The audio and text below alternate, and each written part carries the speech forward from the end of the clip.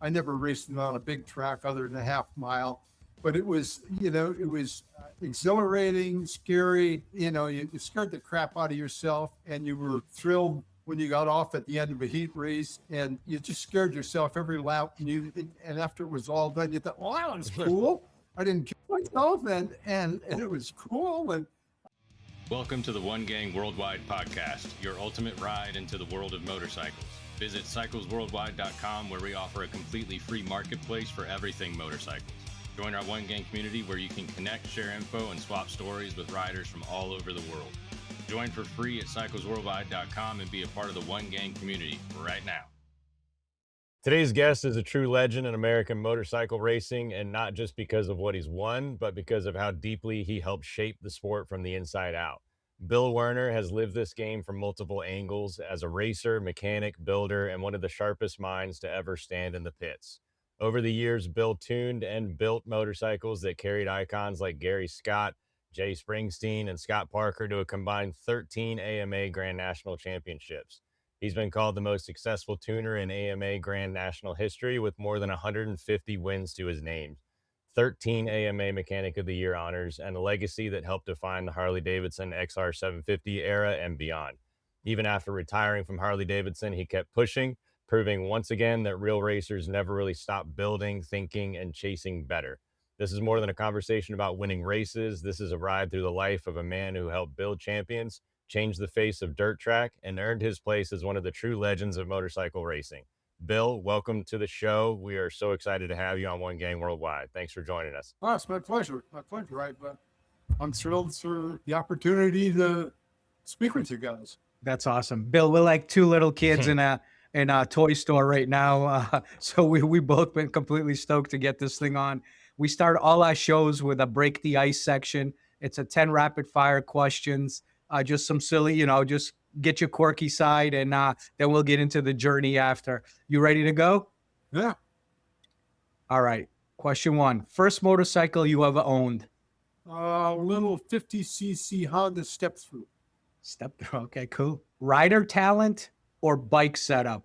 Which one wins first? Rider talent, without a doubt. I mean, a good rider can make a bad bike look good, and a great bike doesn't help a bad rider. If a bad rider, good call. One word that describes a great racer. Will to win. The will to win. They think it's important to win. They're just not racing. They want to win. Okay. One word that describes a great mechanic. Never give up. Persistence. Persistence. Learn from your failures. Persistence. Tougher to manage. Engines, chassis, or personalities? Chassis. Oh, okay. Interesting. This is a good one. I've been waiting to ask you this one. Gary Scott, Jay Springsteen, and Scott Parker. Who was the hardest to keep up with mentally at the track? Oh, Gary Scott. Gary Scott? Okay. Yeah. I didn't know where he was going. That's awesome. Is there a sound more beautiful than a perfectly sorted XR-750? They have such a unique sound, and it's music to my ears.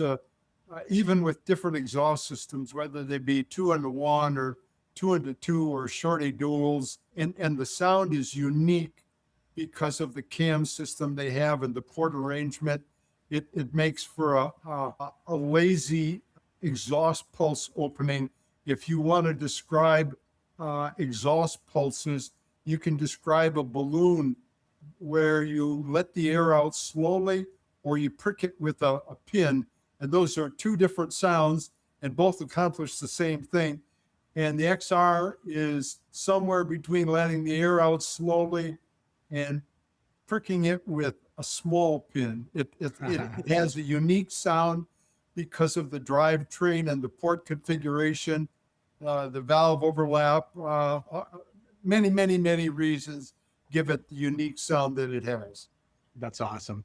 All right, we got 3 more. Do you trust your eyes more, your ears more, or the rider's feedback more? My eyes. Your eyes. If you could have dinner with one person, dead or alive, who are you breaking bread with? Gina, Lola, Bridget. Okay. Okay. As homage to my wife's Italian side. I mean, I say that in jest, Of course, a goof. Yeah. there's many people.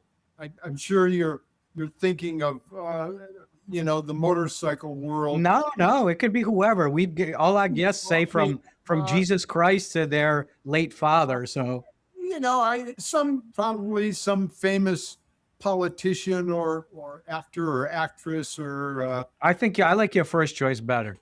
Gina. Let's stick with that one. Yeah, All right. Last one. If you could stand in the pits for one race from your career all over again, which one would it be?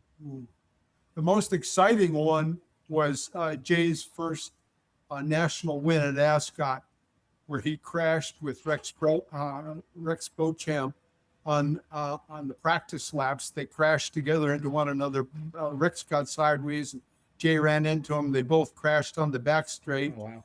And EMTs ran over to him, and he was a little dingy talking, but he dislocated the little finger in his hand. And they said, we got to rush him to the hospital. We just saw the national championship go out the window. And myself, being a former wrestling coach, was pretty familiar with dislocated fingers. When kids fall, they tend to dislocate the fingers a lot. So I said to Jay, you ready to bite on the bullet? And he said, what are you going to do? I said, I'm going to fix it. And I grabbed his fingers and pulled it back in the joint. And the EMTs freaked out and said, you can't do that. You can't do that. You're not trained. I said, I just did it. And Springer says, yeah, it feels okay now. He said, well, we got to take him to the hospital for observation. And Springer says, nah, I'll be okay. We went back into the pits, and he was okay. He was in the fourth heat race, won the fourth heat race. Wow. All he had to do was finish ahead of Gary Scott, or at least fourth in the main event if Gary Scott won the main event. He got to the corner first in the main event, led it for like about 22 of the 25 laps until Alex Jorgensen passed him on the outside, which put him in second. We were relieved. He said he's got second. He's going to win. Lo and behold, he picks up the pace, passes Alex Jorgensen back, wins the race, and we were speechless. We didn't really kiss him or to kill him. You know, That's awesome, man. we're taking the risks that he took, and we said, what was going through your mind at the time? Well, he had to get fourth. He says, well, I got to the corner first, didn't think I was going that fast, and waited for somebody to pass me. Nobody passed me until Alex did at the end. He said, well, hell, I can go a little faster than that. And he did, and he won the race. And I mean, we were just Flabbergasted. yeah, really emotional. That's cool. Really Yeah. emotional. That's huge. I mean, something you thought you were going to completely lose and then end up winning out on. Yeah. That's incredible. Winning the race, winning the championship, Right. the arch rival that just left the team, and it was a pretty special day. I can't That's even awesome. imagine. Bill, take us back. Let's start the journey and hear about your life and learn about you. Take us back to what it was like growing up in Milwaukee and what young Bill was all about. What were your passions and what kind of kid were you? Well, I think it was a pretty average kid. Liked to go fishing with my dad. Didn't like to have to cut the grass. Didn't like to have to. My son's cutting the grass right now and complaining about it. In the stroller to get him out in the air. My dad at a young age bought a used soapbox derby car, which they used to race in soapbox derby. And myself and a couple neighbor kids, we'd push it about 4 blocks down the road to a alley that had a hill, and we'd push it up the hill and then ride it down the hill and get to the end of the hill and push it back up, and we'd do that all day long. Pushing it up the hill, taking turns racing it down. taking turns riding in the soapbox derby. And I think that was the start of my thinking, oh, this is really cool. I evolved from that to getting a little pedal powered go-kart. And then somehow a neighbor threw out a lawnmower, and I was probably about 11 or 12, and got nuts and bolts and grafted that go-kart motor or that lawnmower on a go-kart, got a centrifugal clutch, And I used to drive that go-kart around the neighborhood. I even took it to grade school once, much to the chagrin of the principal says, you can't do that. No, there's a bike rack here. And then I used to ride it on the playground on weekends till the cops came, and my mother had a heart attack. So I had to get rid of the go-kart, but I was always kind of a gearhead, always into stuff That's mechanic. great. That's incredible. Well, was your dad mechanical, or is that how you kind of learned, or did you just kind of pick it up yourself? Not mechanical, no. In fact, by the time I was 13, he was pretty much out of our life. He had some medical issues that left my mom as a single parent. So up until the time I was maybe about 11, he was in my life. And then he was out. My mother was challenged with bringing up 6 kids as a single Wow. parent. Wow. And she had limited education because she was the oldest parent in a farm family, and she never even got to go to high school. So she has some real challenges just getting us all to be in the house at night and getting us out of the house during the day. And Right. Making sure food was on the table and making sure everything else that had to be taken care of for sure. Time to get in the house, Right. get out of the house at 9, and I don't want to see you again till noon, and then back out of the house. It was just, she was really challenged in bringing up 6 kids, and we were all just on our own. I mean, that's how kids were, back in the 50s. For sure. So before the championships and the factory work and all that stuff, who actually got you on 2 wheels? You were pretty mechanically inclined, building the box cars. How did you get onto the motorcycle world at a young age? I had a neighbor who had a transmission and hot rod shop. It was an automotive repair shop just on the street from my house. And I'd walk by there all the time when I was about maybe 14 or 15 and see these guys working on cars and stuff. And during the summer after school, I would just stand at the door all the time and watch them work on cars. And the owner said, if you keep coming around here standing at doors, I'm going to put you to work one of these days. Okay, and he did. Yeah, and he says, well, here, I just took off the cylinder head, take it in the wash tank and clean the head gasket surface off. And I'll put you to work and I'll hire you, and you can clean gasket surfaces and gap spark plugs. And so by the time I was maybe 14 to 16 during summer, and even on breaks from school, I would go there. I would babysit his kids at time, and he was like a surrogate dad to me and taught me about automobiles and how to repair them. And he took me for my driver's test. I got to practice in one of his old cars that had stick shift that you had to do the on whole the tree push button starter where you put your foot down for a starter. I think it was like a 47 Chevrolet or something like that. Wow. So I took the driver's test on a 47 Chevrolet stick shift. Wow. And by the time I was 16, I could change carburetors, change transmissions. Yeah, do pretty much brake jobs I could do on cars.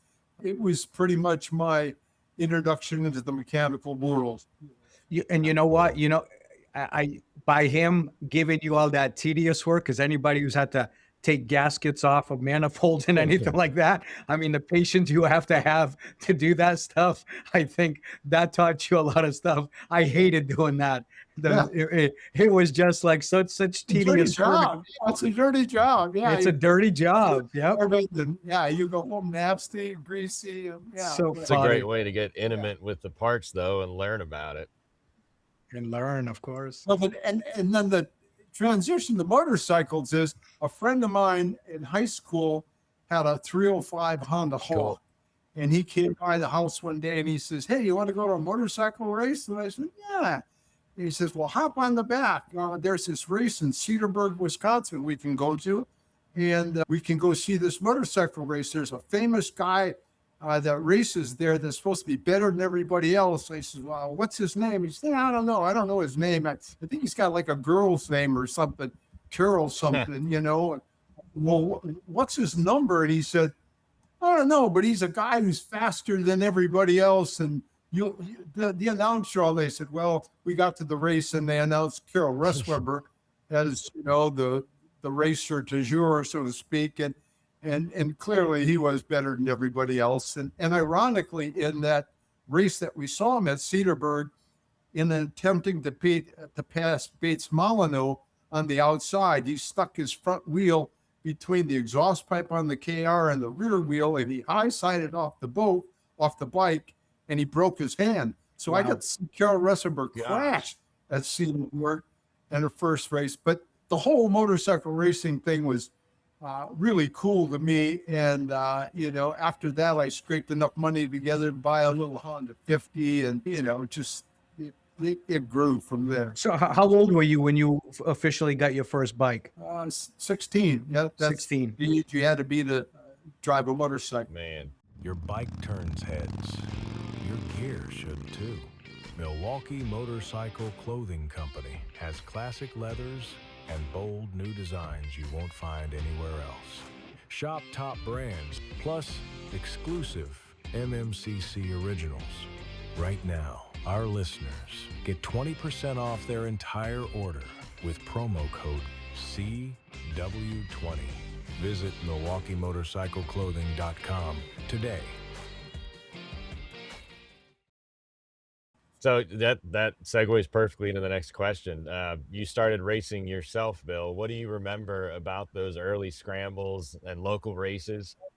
Oh yeah, a friend of mine had a Ducati Bronco that I bought from him later. I think it was a 125 or 100 cc, something like that. And he'd say, "Let's go to these scramble races," and we'd go to the races, and we'd take turns riding his bike. I was painfully slow, scared the crap out of myself a bunch of times.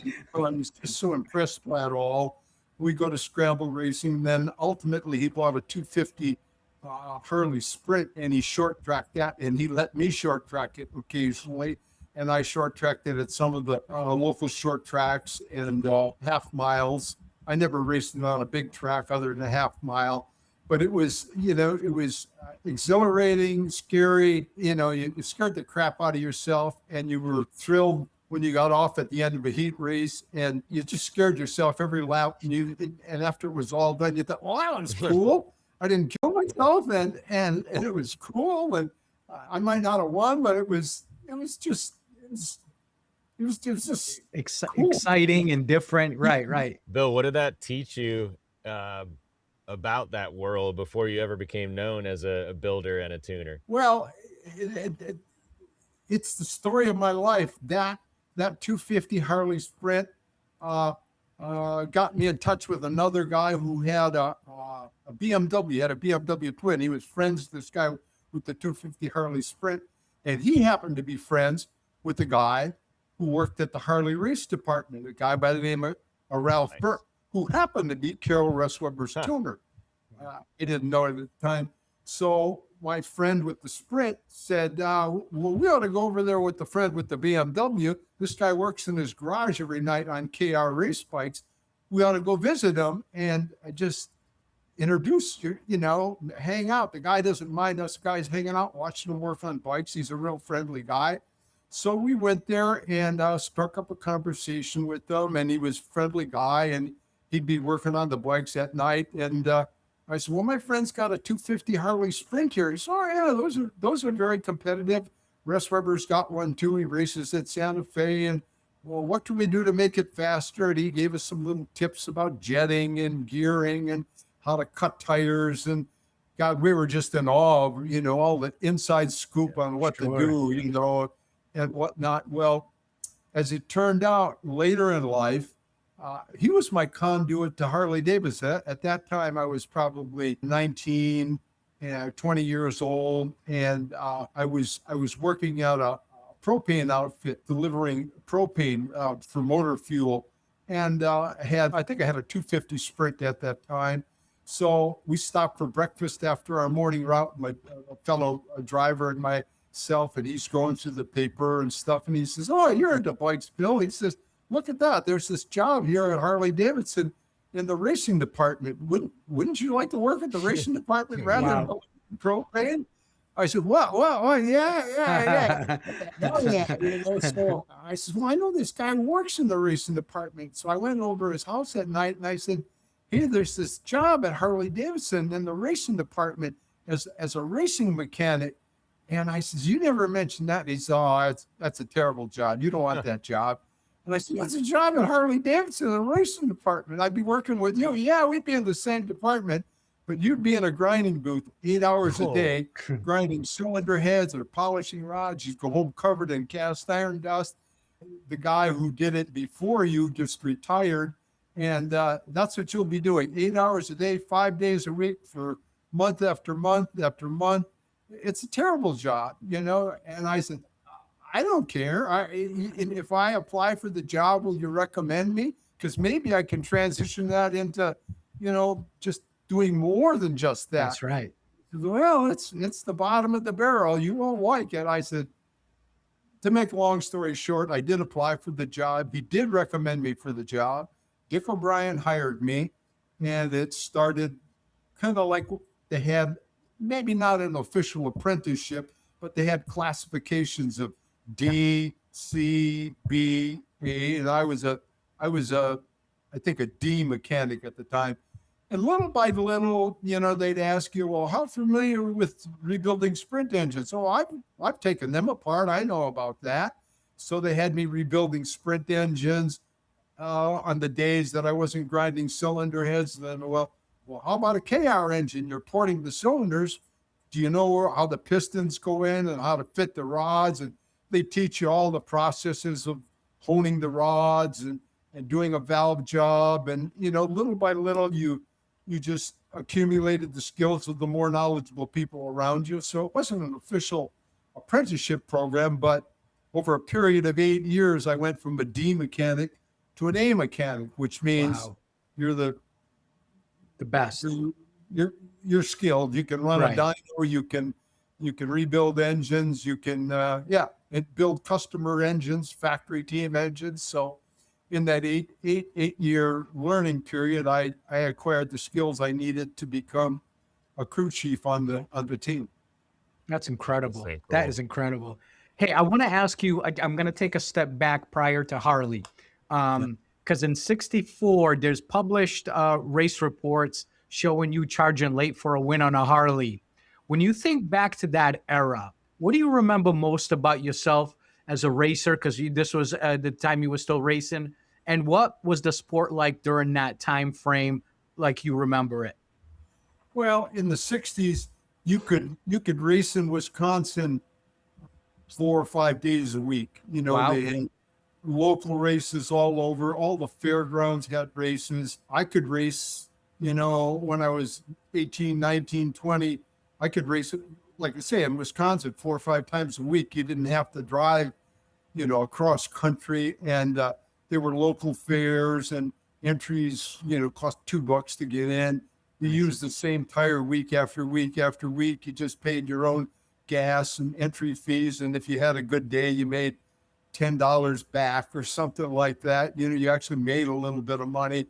It was maybe 10 guys in your class. And, you know, the bigger guys had KRs and BSA Gold Stars, and we were on sprints and stuff. So, and it was like a camaraderie. You know, you knew the referee, and they say, okay, you guys park over there. And then you knew what time practice started. And it was just kind of a big family event that you just got used to going. That's great.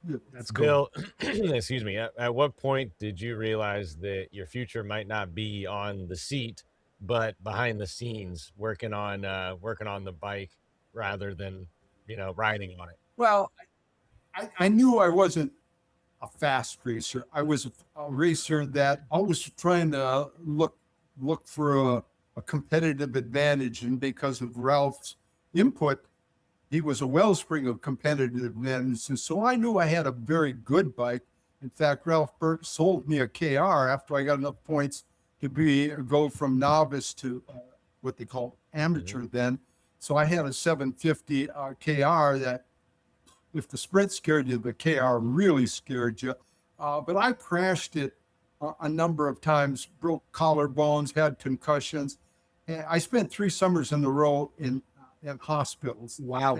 And the worst one was when I was riding my girlfriend around in my neighborhood on a little USA bike I had, and a car hit me from behind, threw me up. I hit his windshield, He spit me off the front of his hood, and his front tires came across my chest. Holy smokes. Spun me on the road and slammed my head into the ground. And I was in a coma for about 3 days. And I lost the hearing in my right ear for the rest of my life because my skull cap punctured my cerebral cortex that severed the auditory nerve to my right ear. And I was working at Harley at the time. And the morning paper the Morning Sentinel had a picture of me laying on the road in a pool of blood with my girlfriend. My And said, goodness. "Looks like Bill's not going to make it into work today."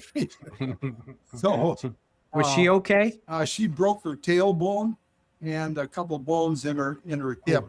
So, and the irony of it was he was a beer salesman for Miller High Life, and they did the skid marks after they hit him, after he hit me, and they estimated him going 60 miles an hour, and we were in like a residential neighborhood. The speed limit was 25.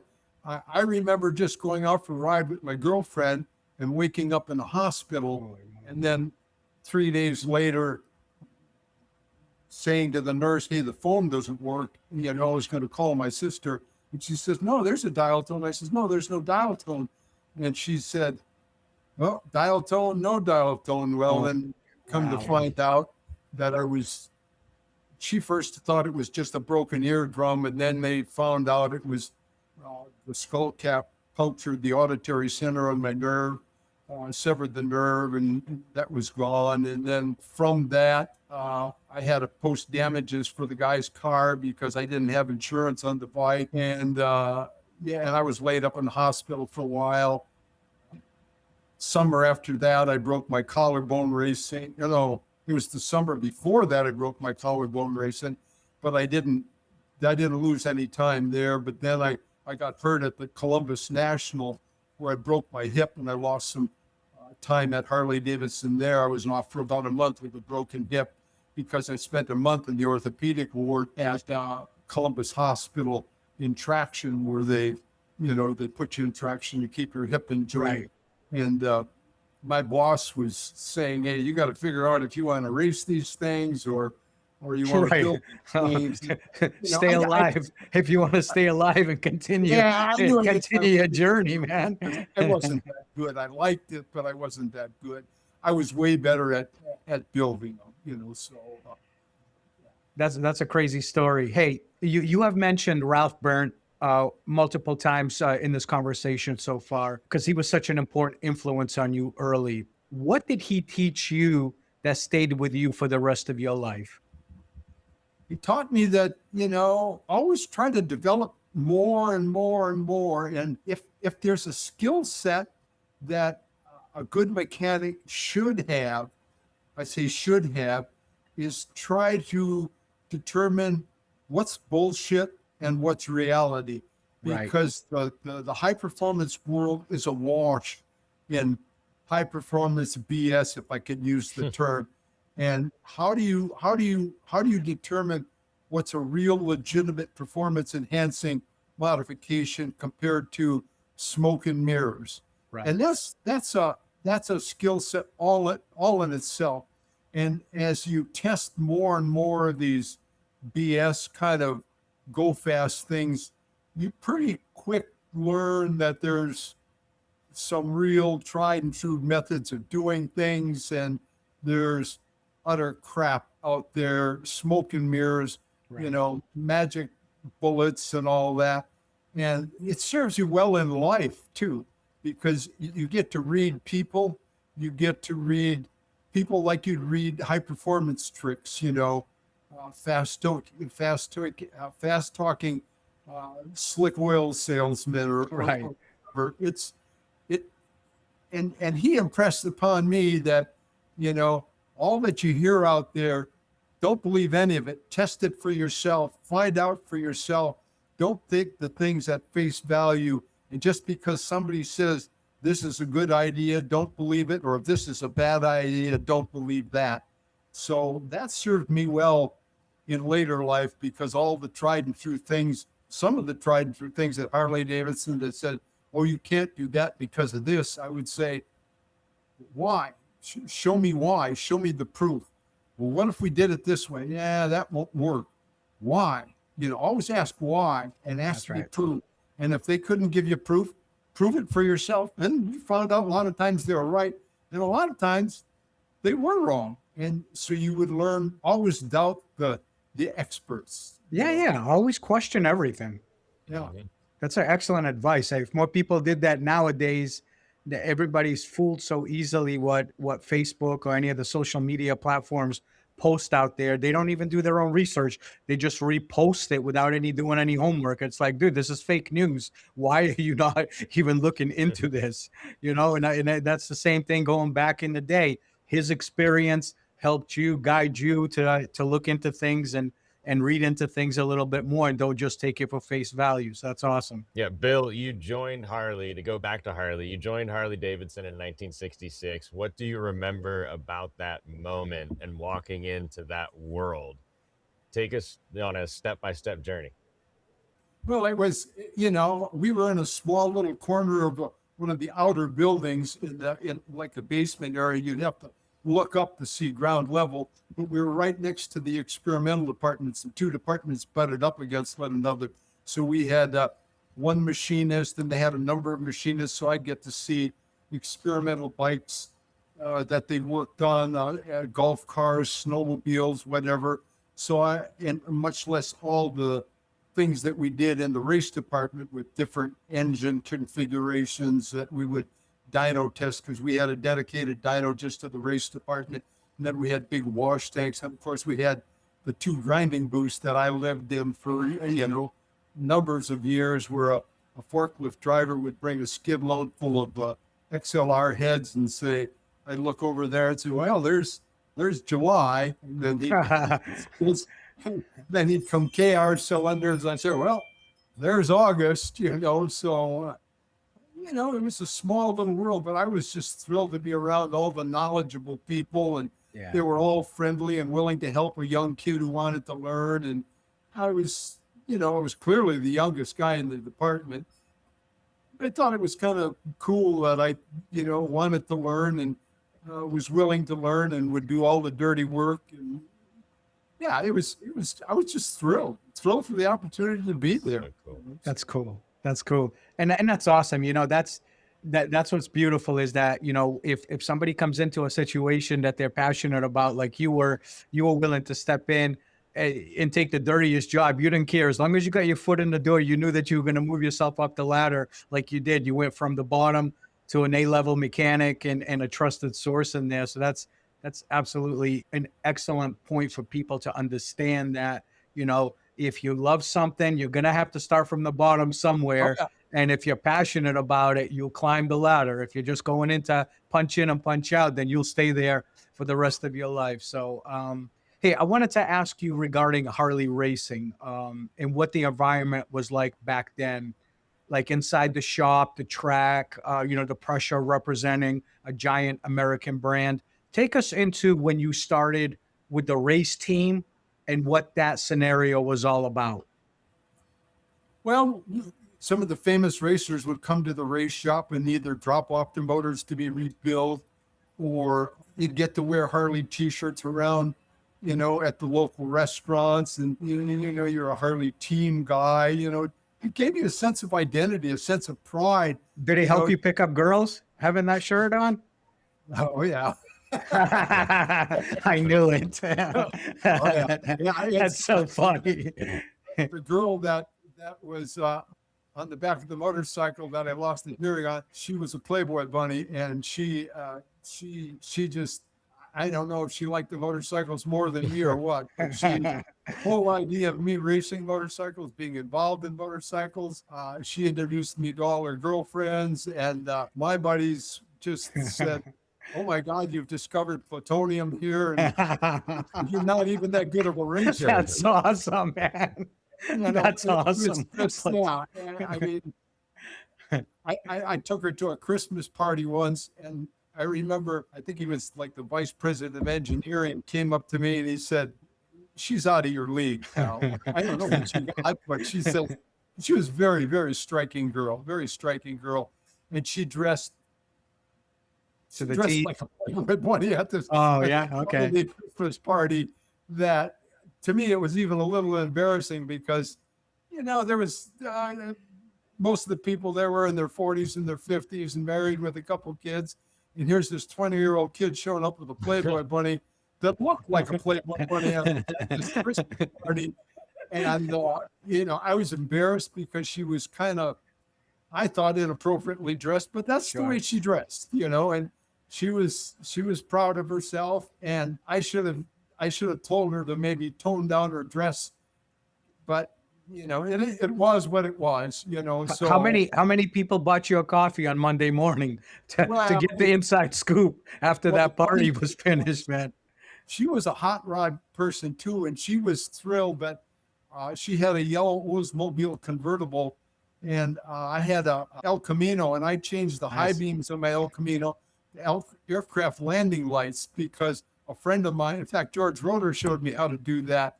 So I had aircraft landing lights for the high beam on my. She says, "Oh, could you do that to my Oldsmobile?" So I did it to her Oldsmobile.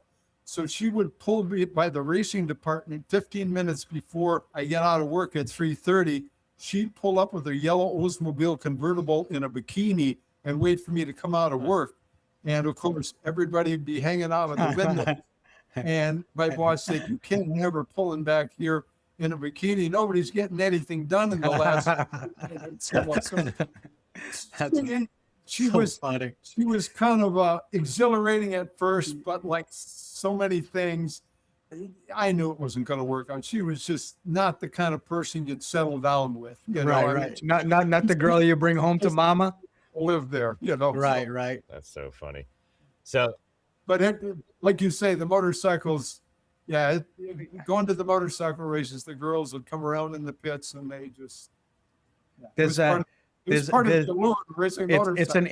it's an animal magnetism, man. Girls and men on bikes. It's just Yeah, you the didn't even- reality of life. I mean, it's the You didn't even truth. have to be a good racer. All you had to have was look the part, so. Right. Bill, for people who only know the legend now, what did you have to prove in those early years before the riders and the factory fully trusted you? That's a great question because I was an A mechanic at the time, and I wasn't traveling at the circuit, and I was heavily involved with the cast iron twin carb XR. In fact, I did all the welding on the ports. That was my singular job for a year, welding all the ports to make a dual carb conversion of that. Then I did all the a lot of the dyno testing on the aluminum XR. So I was well versed on the aluminum XR. And I even built the aluminum XR for a local guy to race, a guy by the name of Keith Ulicki, whose dad owned a Harley dealership down in Kenosha. So he raced the aluminum XR and even raced my cast iron XR that I had. So I had a private one that I had different guys ride. But I wanted to be a crew chief on the factory team. So the factory hired some other mechanics to be A mechanics. And the foreman at the time, Walt Folk, he really liked me a lot. And he really admired my skills and my work ethic. Where O'Brien, he wasn't convinced I was really cut out for this because I was too young. Some of the great tuners had to be in their 30s or 40s or maybe 50s. They have to have the experience. And I was just too young to be considered a legitimate. How old were you at that time? Well, I was probably 26, 27, something like that. I was probably 28. So I was in my late 20s. So I was not one of the guys yet. I was still kind of wet behind my ears. So Right. I'd race in the local races with these racers. And I remember going to a race at the Atlanta Mile with my aluminum XR. And my racer actually beat some of the factory racers. And my boss said, "Well, that thing looks like it runs pretty good, And I said, "Yeah, well, what are you doing? Are you doing anything different?" And I told him some of the things I was doing different. And he said, "Well, maybe we ought to try that at the plant." And we tried it at the plant and it all worked out. And he said, "Well, that was a good idea." I got a little pat on the head and said that was great. And about that time, they were hiring some more mechanics that used to be BSA mechanics and other kind of mechanics to become A mechanics. And at that time, I was a B mechanic then. and they were going to be A mechanics. And I said to my boss, he said, well, you got to teach them all about the aluminum XR and how to build them and all that. And I said, well, I'm a B mechanic. I shouldn't have to teach them anything. They That's should be right. teaching me stuff. Well, they know in the field stuff, and you're not well versed in the field. I said, well, I hope they can read sign language, because I don't think I'm going to be teaching them anything. I said, if I'm going to be teaching an A, I hope they can read my lips, because I was pissed about that. I was pissed. So sure. little by little, my boss recommended me to become an A mechanic. So we were peers then, and I didn't mind teaching them about the Right. aluminum engine. But then I wasn't a crew chief at the time. So I was actually gonna quit Harley-Davidson. My brother was worked as a fireman in a suburb, and it was a good lifestyle. And I didn't think I was going to get anywhere at Harley-Davidson, because I didn't think I'd get to be a crew chief. So I applied for this job, fireman's job. I got to the finals and the top 4 guys and all that. And I didn't get the job because I wasn't a veteran. So I stayed at Harley-Davidson, and I complained to the foreman, Walt, and I said, well, I'll get a job at another fire department, because I ain't getting anywhere here, and I can see the writing on the wall. He said, stick around for a year. We're going to hire a new guy, and I think I'm going to recommend that you be his tuner, and I think I can talk O'Brien being a tuner. So lo and behold, they hired Gary Scott from the DSA team, and he recommended me to Dick O'Brien to be his crew chief. And Gary Scott essentially was going to be our number 1 guy, because he was clearly perceived to be the number 1 guy on the team. Well, they hired him. I got to be the crew chief. First year on the circuit, we finished second in the points, and we were in contention to win the championship. But Gary broke his leg at Golden Gate Fields on the second last race of the year, and couldn't finish the year. So Kenny Roberts beat it for the championship. The second year with Gary Scott, we won the national championship. Gary asked for a big raise. Harley said no. They let Gary go, and they hired Jay Springsteen. So I got Jay Springsteen. We won 3 championships back to back to back after that. So I had pretty much cemented myself as being one of the guys at Harley-Davidson for crew chiefs. To hone in a little bit on Gary Scott, so you started working with him in 74, and in 72 he had won Rookie of the Year. He's one of the first riders you helped to carry a number 1 plate. How did that partnership work? What did that championship mean to you personally?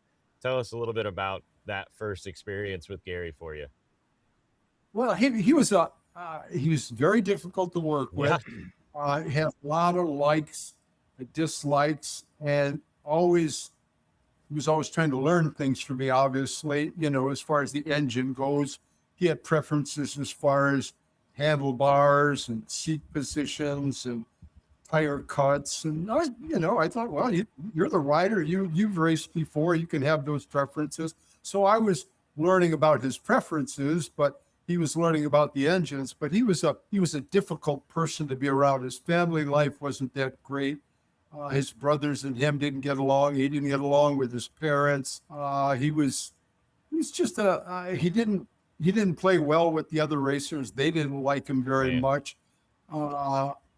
He was a difficult person, and my job was to, win the championship with him. It wasn't a fun job, because he wasn't a fun person to be around. He was a difficult person to work with. But my job wasn't to love him. My job was to make him work. Right, make him better. So then comes Jay Springsteen. What was special about Jay, and how did your relationship with him challenge you to become even better from Gary Scott? Well, he was just the opposite of Gary Scott. We loved Jay. He was easy to work with. I remember the first days that the O'Brien had him come up to Harley-Davidson to fit the bike for the Houston short track and TT. And we had special TT bikes that we could have them brake on the left side or brake on the right side, depending on which way you wanted to do it. And, get the handlebars and the foot peg positions for them and everything. And O'Brien says, well, this is Springsteen. They introduced himself. And said, well, here's the bike that we got that Gary Scott rode. You want to get on it and tell me where you want the foot pegs and what kind of handlebars and if you want the brakes on the right or the left. And he said, whatever the other guy had, that'll be fine. You put your hands where the handlebars end. You put your foot where your foot are. You're making more of this than it is. He says, just, it'll be fine. Just leave it like it is. All right. And I thought, oh my God, I died going to heaven. Somebody's so easy and go with the flow. You know, I'll put my feet where the foot pegs are. I'll put my hands where the handlebars are. If the brakes are on that side, I'll step on that side. If they're on this side, I'll step on that side. It's not that complicated. Just leave it alone. That's awesome. Fine. But that was just a metaphor for him. Everything was okay and everything was good. And, yeah, whatever you think. And yeah, I'll just ride it. And he just ride the shit out of everything. That's awesome. Legend. So by the late 70s, people were already saying Bill Werner might be the best in the business. How did you handle success without letting it soften your edge? It's hard. But, my wife keeps me centered. Realistically, I know I'm a creature of just a set of random circumstances. Meeting a guy who met a guy who knew a guy who gave me the opportunity to get me involved with the guy who gave me some of the best racers on the circuit to work with. I got put down to earth a number of times when Jay wasn't feeling so well and different guys rode his bikes and didn't do as good as Jay. And some guys did just as good as Jay. Garth Brown rode his bike at Sacramento once. And Sacramento. Jay was too sick to ride. And Garth said, can I ride one of Jay's bikes? And O'Brien says, yeah, let him ride it. And he got on it, sat on it, said, ooh, could you take some of the spring pressure out of the throttles? And I said, no, I ain't going to do that. You ride it just like he rode it. And if you don't win this race, I'm going to kick your ass. And he says, are you serious? I says, it's good enough for Jay to win on it. You've got to win on it. That's right. He says, okay. And I says, oh, by the way, you owe half the prize money to Jay too. And he says, okay. Well, lo and behold, I didn't take the springs out of the carburetors. He ended up winning the race. Wow.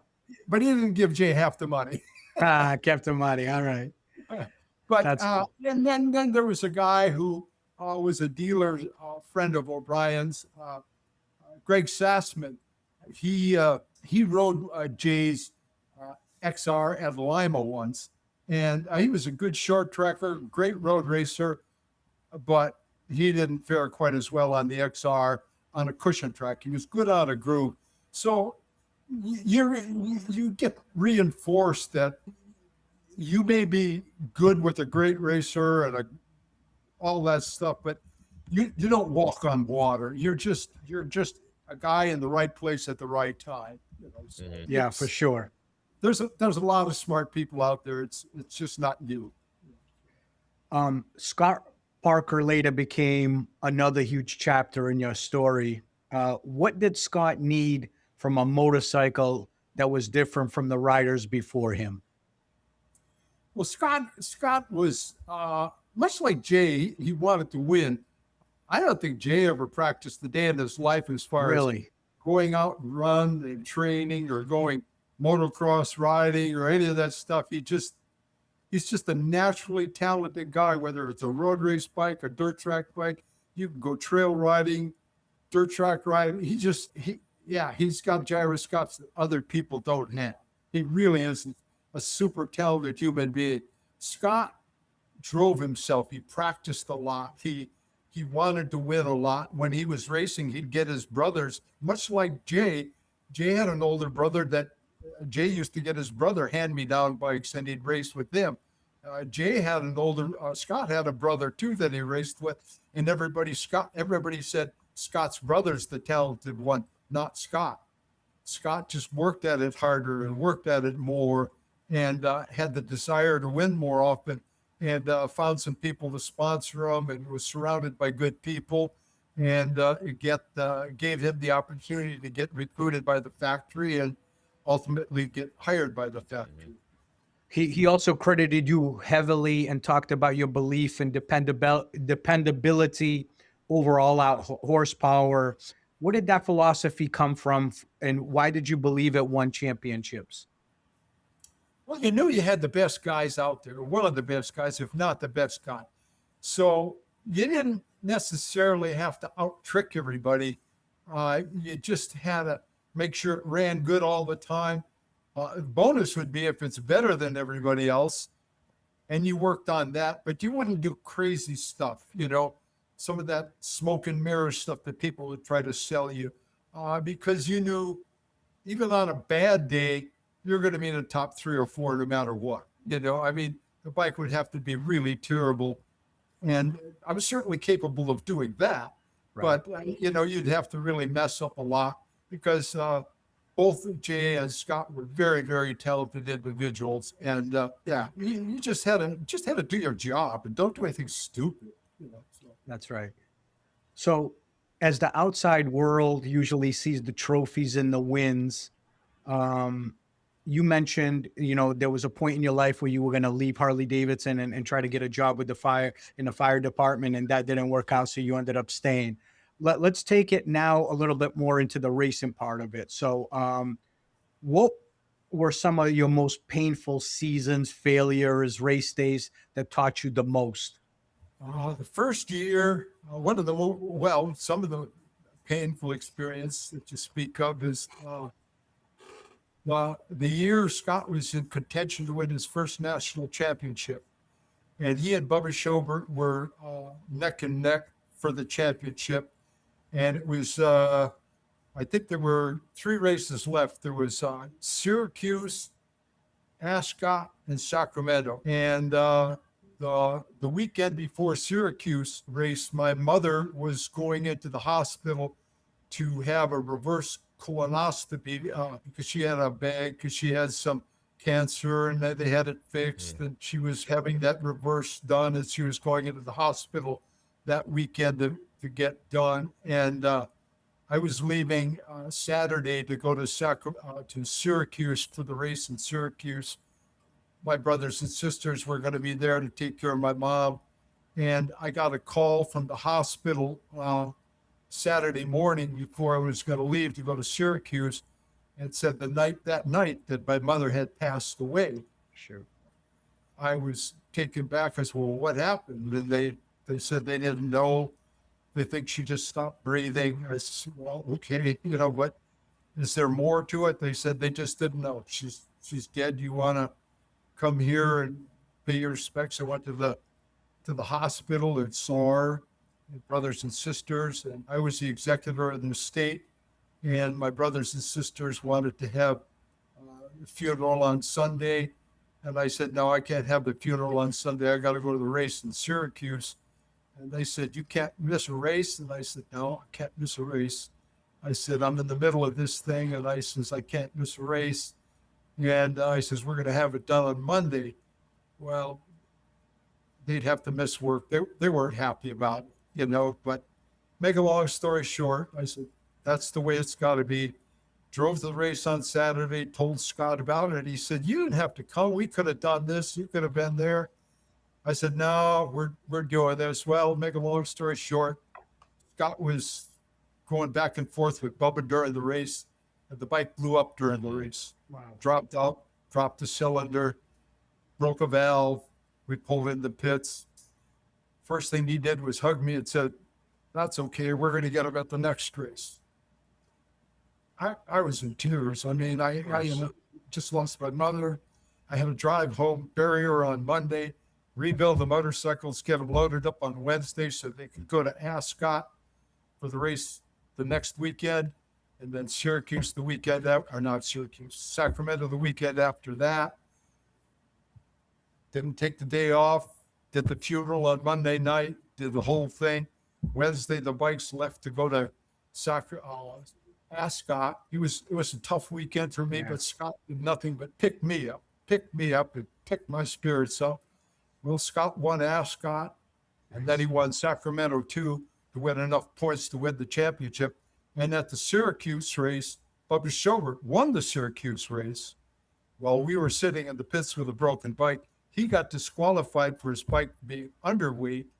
And Scott, even though he had more points, he wanted to win the championship, even if Bubba wouldn't have been disqualified. He wanted to have enough of a margin in points. And he knew if he won Ascot and Sacramento, even if because Bubba appealed the points that he lost, and they denied the appeal, but we didn't know that until afterwards. Scott wanted to make sure that he won by enough points that even the points that Bubba would have got would have been enough for him to win the championship. Right. So when you talk about emotional weekends, losing your weekend, losing your mother, having a bike, that's a lot. It's a lot of stress. University, concentrating at your job, telling your brothers and sisters this is more important than burying your mother. Man, when you commit yourself to this sport, everything else is secondary. I mean, that's how it is. That's how it is with legends, and you know, you're considered a legend in this industry and in this world, in this sector of the industry, and you know, that's how it is. I mean, if you're just one of those guys or gals that are so dedicated and a craftsman at what you do, I mean, you just roll, man. There's no slowing down and there's no looking back. You just keep moving forward. So it's understandable. It had to have been a very tough period in your life for sure. Mm-hmm. It was a tough time. I mean, you know, and Scott was a series of a bunch of thrills. I mean, when we were getting our butts kicked, it's okay. Be yourself.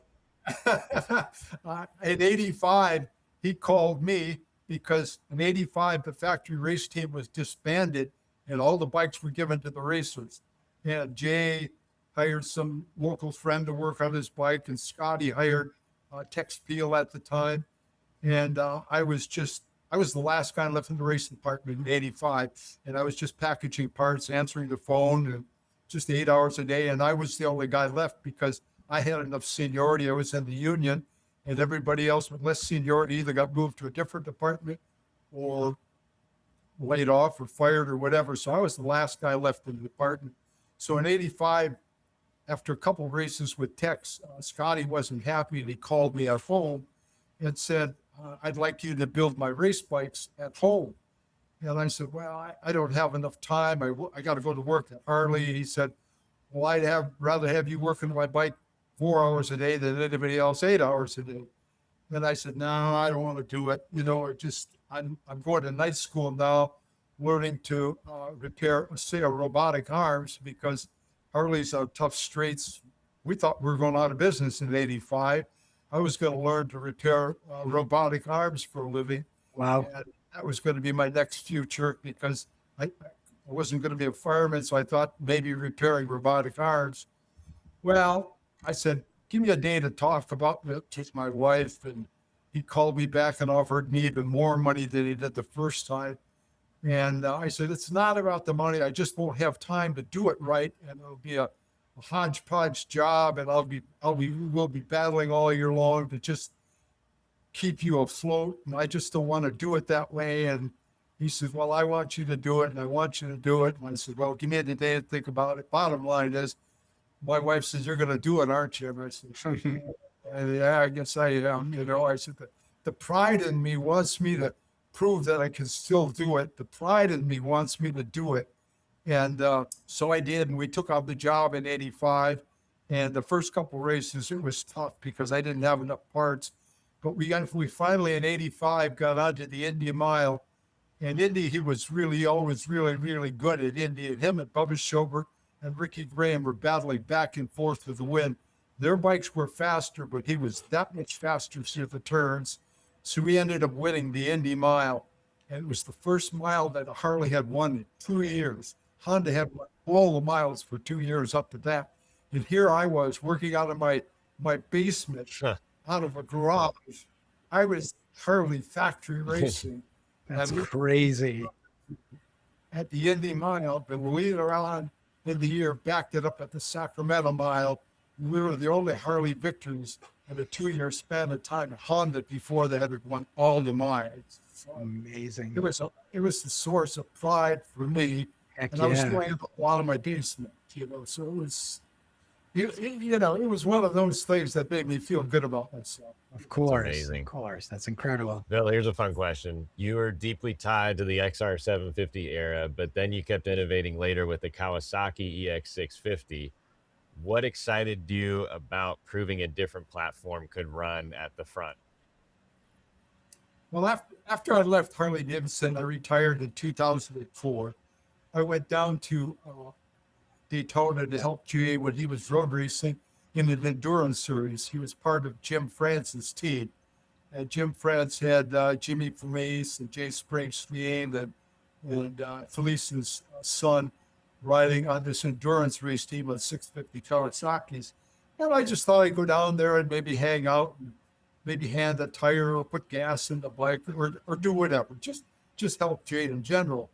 And the Saturday before the race, the crew chief at the bike got in a brouhaha with some of the mechanics, and I don't know what happened, but he stormed off. And I said, "That's it. I'm out of here. I'm going to go to the swap meet on Saturday." Well, Gary Nelson is kind of like Jim France's right-hand man, and he was there kind of helping the team also. And he said to me, he says, "Hey, Bill, would you consider being Jay's crew chief for the race at Daytona here for the weekend?" And I said, "Crew chief on Kawasaki? I don't know anything about these things." "Well, from what I've heard about you, you'll figure it out." He says, "Plus, I noticed in the pits, every time you talk, the other mechanics stop and listen to you. When the other guy talked, they just ignore it. So if nothing else, they may know what to do, but they need some direction. So why don't you become the crew chief?" Yeah. So I agreed to become the crew chief for the weekend. And I think we finished second. I don't know. I know we didn't win. We finished second. And then later in the week, Jim France called me and said, "Well, we want to hire you to become the crew chief for the endurance series for these bikes for the rest of the year.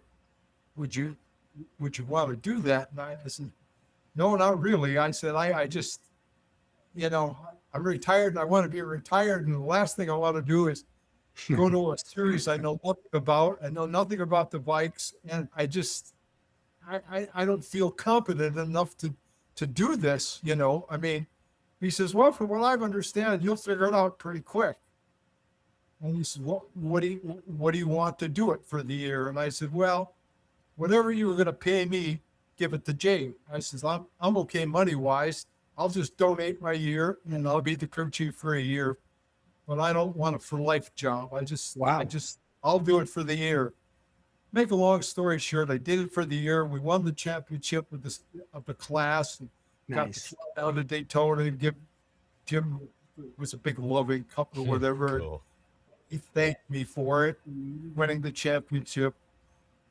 But about a year after that, the AMA called me, Ken Salat from the AMA called me and said, "Hey, we want a new class in dirt track racing, because right now dirt track racing's all Hondas and XR-750s, and it's more XR-750s now.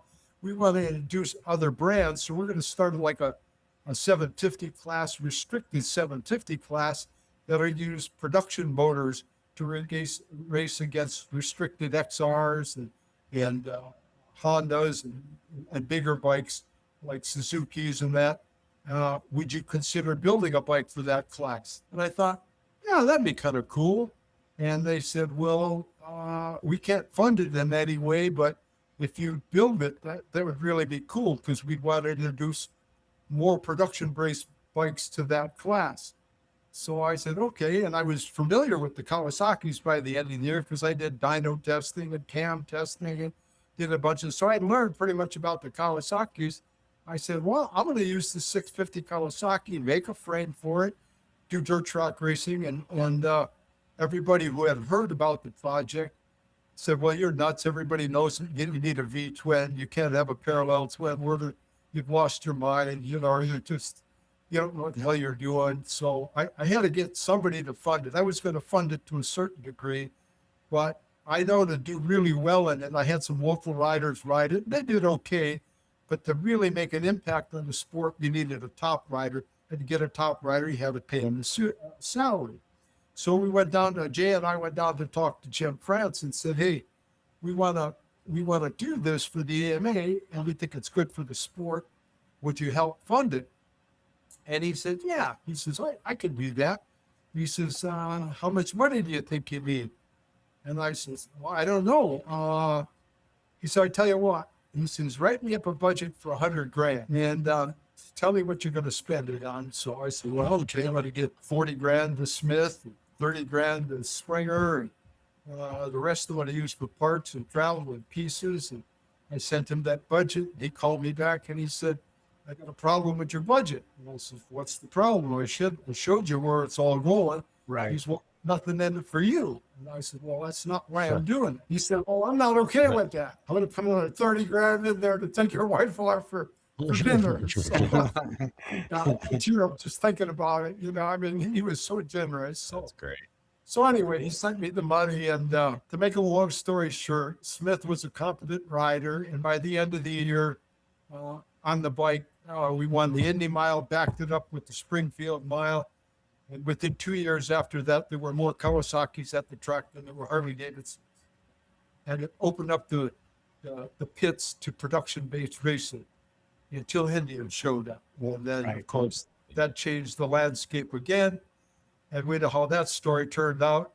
Now it's back to production-based motorcycles again, because we went from $25,000 Harleys to maybe $15,000 Kawasaki's to $50,000 Indians to now we're back down to $25,000 or $30,000 Harleys or Kawasaki's or KTM. So the sport through its sanctioning bodies goes up and down and up and down. And I was part of a transition. Kawasaki welcomed me. They gave me bikes and sponsorship, gave me 450s, parts supplied.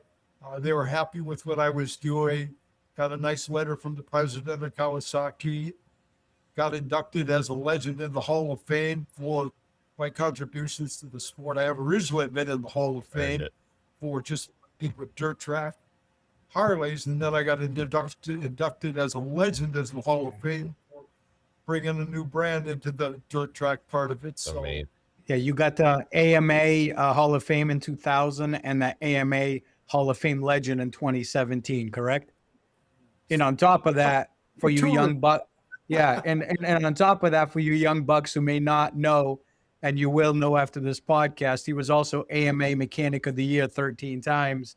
On top of that, so that's an unbelievable feat in regards to recognition. On the AMA's board of directors after I retired. I was on the board of directors for the Hall of Fame Heritage Foundation, and if my mom could have thought of me as someday being kind of semi-famous and on a board of director of a company and talking to CEOs, and my dad delivered ice and coal in the summer and winter, and she never went to high school. Man. I mean, something like that was. That's amazing. Well, I'm sure she's been looking down, extremely proud with a big smile on her face. So go ahead. So, Bill, the next question's perfect. Looking back now, what are you proudest of? The championships, the wins, the riders you helped elevate, or the respect you earned from the people who truly understood the sport? What makes you want to tap yourself on the all back? all that stuff is cool. And I've lived my life in a way that was certainly rewarding, intoxicating. People have asked me just exactly that question. What am I the most happy with? I have 2 successful daughters, 5 successful grandkids. nice. And I remember there was one AMA Mechanical Award I was supposed to get at Vegas or something, and it was the weekend when my daughter was going to college for freshman orientation. And I told my boss I can't go to that thing to get that award for the Mechanic of the Year. He said, no, we'll fly you there. We want you there for that. I said, I ain't going because it's freshman orientation for my daughters in college. I'm going to go to that. My daughter says, no, you got to go there and get that award. I said, they can mail it to me. I said, I got a couple already. So I said, no, you got to go. I said, I ain't going. I said, so the thing that makes me the most proud is being married to the same woman for 50 plus years, having successful children, successful grandchildren, in spite of all the things I did with my life, not because of it, but in Right. spite of it, because they got shortchanged on all the time I should have been spent with them, you know. So their successes in life was mostly due to their mother. You know. They're Well, successful in spite of me, not because of me. yeah, well, but determination you know, work ethic and all that stuff, that's all a lot of things that help them be who they are, who you're talking about them as now. So, of course, that's a great answer. I wanted to ask you before we start wrapping up. I wanted to ask you as far as how involved are you now? I know you're retired, you're just kind of chilling, enjoying your life. How involved are you now in the industry? Like, are you kind of keeping up with what's going on with Harley-Davidson? Are you keeping up with, you know, just the race scene? Take us a little bit into where you're kind of keeping your focus at time, and what is really in your life now in the industry wise that's keeping it interesting for you to follow. It's a hard thing to be retired from, because you Yeah. get people calling all the time. I get people who call and say, "Hey, I've got a XR that has this broke or that broke or this, or how do I do this or that?" And I just say, "Oh, you've come to the wrong guy. I've got a consulting service now that I can help you with that, solve that problem." And the guy said, "No, I just got a couple questions. I don't need a consultant." And I says, "Well, that's what a consultant does. That's right. So what do you charge?" And I said, "Well, $125 an hour. And, you know, there's a minimum of a half hour." He said, "Well, how do you know I'm going to pay you after I talk to you?" And I says, "I don't." I says, "But you only get to screw me once, you know."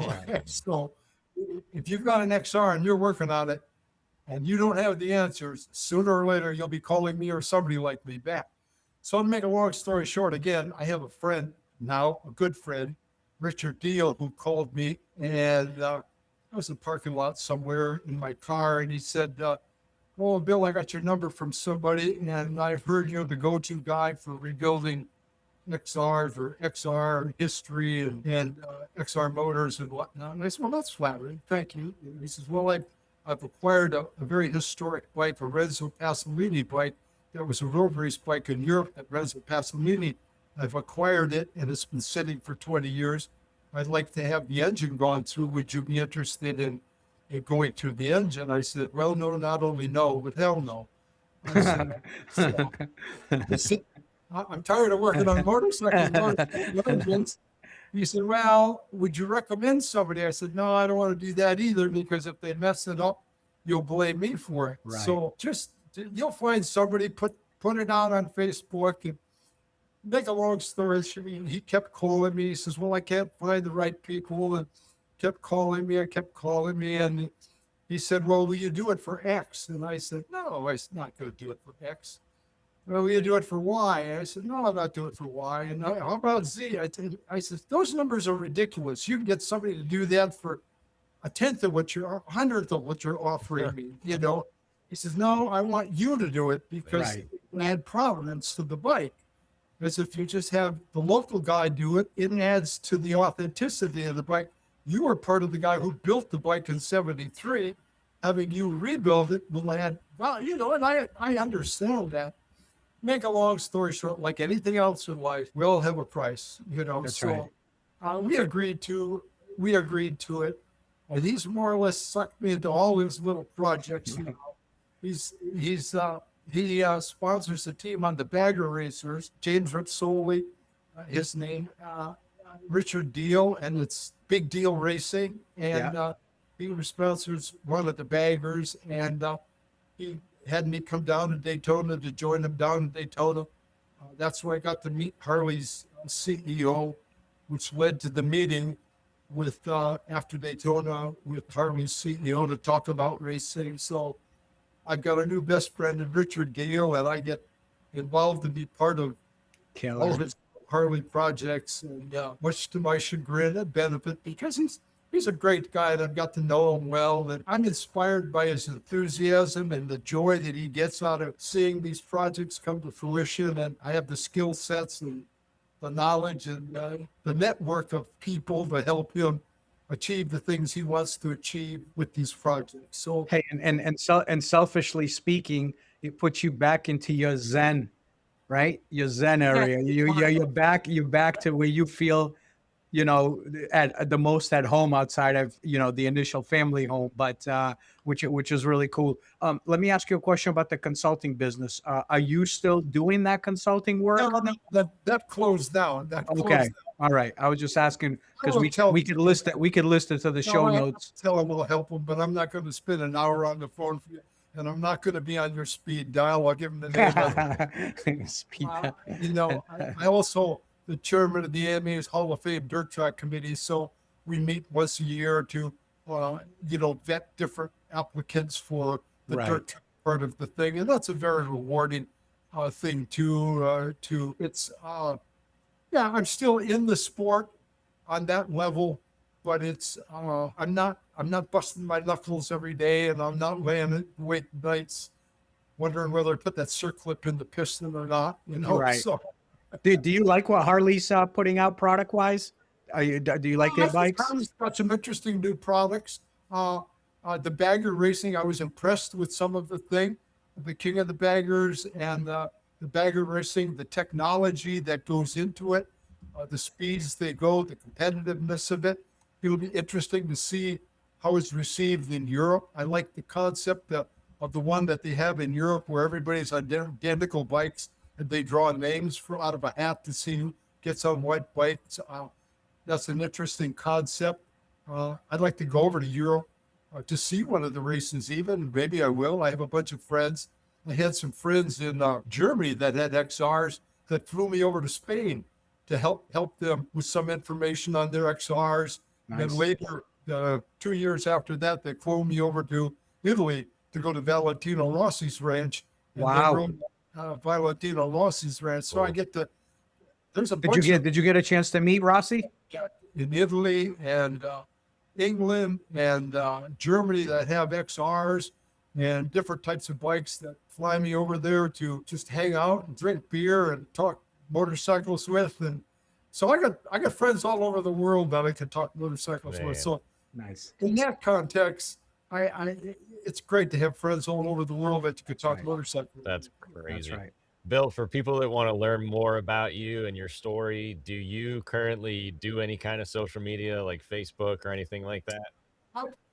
I've done some public speaking at an event. There was a high performance event. I don't know what it was named, where one of the vice presidents of Ford was a speaker. I was the motorcycle speaker. This organization, I forget the name of the organization, that had me come to represent my story in motorcycle racing. They called the Harley factory and they asked if anybody at the factory would come to this event. And they had a guy from sprint car racing, a guy from drag racing. I was the motorcycle guy. And a guy from Ford told the story of Ford and Ferrari. Right. And so I get to meet even more people in the high performance world. Nice. I've gone to, when I was still at Harley, I went to, my wife worked for the school system. And this is an interesting story. My wife worked for the school system, and the vocational director at the school system said, "Hey, we heard your husband's kind of a famous guy who does motorcycle racing. Would he come and speak to the vocational class at the high school Cool. and tell them maybe it's okay to take these classes?" They had a small engine repair class. So I came to the class and I brought a video of me talking on ESPN at the races with my microphone, my little blue blazer, and talking to the class and said, "You know who that guy is up there on ESPN? That's you." I said, "By the way, you're in high school here. Someday somebody will stick a microphone on your face. You may want to have competent ways of speaking intelligently, forming sentences. And this class you're taking here, have an opportunity to learn swept volume of cylinders. That's your math class, bore times stroke. You're learning this all for nothing. Absorb it. Feel good about yourself, because I was you. I was that same kid who cared nothing about English literature, cared nothing about calculus. All I cared about was nuts and bolts and gear. And it's a good way to make a living. Be proud of yourself. You can make a living doing this. Feel good about yourself, because about 99% of the kids in that high school all went on to college. These were the 1%ers. About 2 days later, the vice president of human resources at Harley-Davidson called me up to his office. I thought, oh, Jesus, what did I do now? I still heard you were at the high school the other day. I said, yeah. And your point? He said, my kid was in that class. You made him feel good about yourself.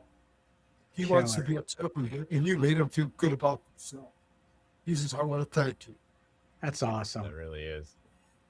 It still touches me right now to think about it. That I made this kid feel good about his choice. Gosh, Because I was that kid. that's power. Well, you like you said, you were that little kid walking by that garage, seeing them working on stuff, and then you had some kind of an interest. I mean, this is what opportunity is, man. This is what this has just been such a blessing. Like, I've known a lot about you for a long period of time. Been in this industry a long time, so I've always known who you were. I've seen some interviews that you've done in the past, things like that. But to get your story and to see what a passionate person, not only an incredible person, but a passionate person, how you're still so passionate about this, it's unbelievable, man. Bill, we just want to say from the bottom of our hearts, man, this has been an absolute dream come true for both Ben and I. We're humongous fans of yours. And I'm sure a lot of people listening to this who come from the old school and know of you and the things that you've done. Thank God to Frank White. Thank you, Frank at ATK, for putting us together. Yeah. He's another great man that we had on the podcast who we love dearly. And we just wish you health, continued success. And we hope that the next time, if you're in Daytona, we get a chance to share a meal with you and hear more of your Yes, stories. please. Sounds great. Sounds great. My pleasure. Bill, Anytime. thank you so much. Been amazing. Thank you.